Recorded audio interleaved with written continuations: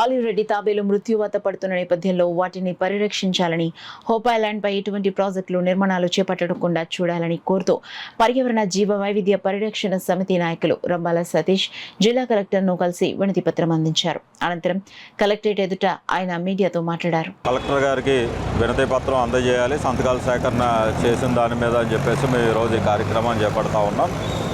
మేము ఈ ప్రభుత్వాన్ని ఒకటే డిమాండ్ చేస్తూ ఉన్నాం. హోప్ ఐలాండ్ పైన ఎటువంటి ప్రాజెక్టులు నిర్మాణాలు చేపట్టవద్దని చెప్పేసి మేము ప్రజల తరఫున అట్లాగే మేము డిమాండ్ చేస్తూ ఉన్నాం. ముఖ్యంగా హోప్ ఐలాండ్ దగ్గరికి ఆలివ్ రెడ్లీ తాబేళ్ళు వచ్చి ప్రతి ఏడాది గుడ్లు పెట్టి తర్వాత పిల్లలు కూడా తిరిగి సముద్రంలో చేరుకునే పరిస్థితి ఉంది. కానీ ఈ మధ్యకాలంలో మనం చూసినట్లయితే ఈ పొల్యూషన్ కారణంగా చాలా విపరీతంగా ఆలివ్ రెడ్లీ తాబేళ్ళు వాటి యొక్క శవాలు ఈరోజు బీచ్కి కొట్టుకు రావడం కూడా మనం కళ్ళారా చూస్తూ ఉన్నాం.